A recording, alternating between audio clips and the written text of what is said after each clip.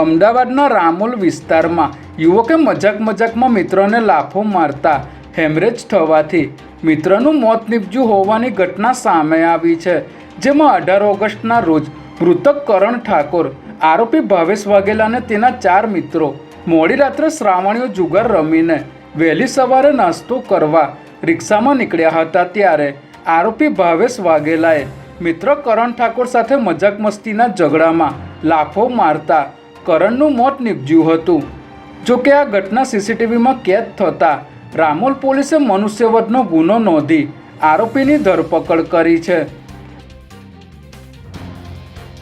બાપુનગર વિસ્તારના પ્રખ્યાત ભીડભંજન હનુમાન મંદિરના હોલમાં આવેલા મહિલા ટોયલેટમાંથી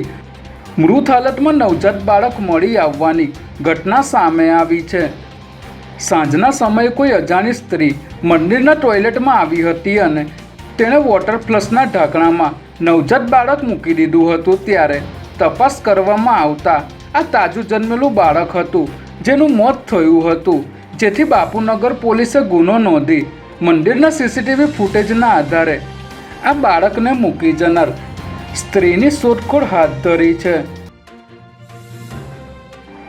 ગુજરાત કેડરના આઈપીએસ અધિકારી મનોજ શશિધરને પ્રમોશન મળ્યું છે અને તેઓ હવે સેન્ટ્રલ બ્યુરો ઓફ ઇન્વેસ્ટિગેશન એટલે કે સીબીઆઈના સ્પેશિયલ ડાયરેક્ટર તરીકે નિયુક્ત થયા છે. મનોજ શશિધર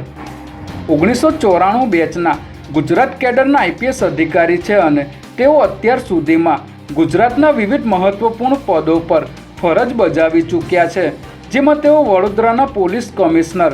અમદાવાદ ક્રાઇમ બ્રાન્ચના ડીસીપી અને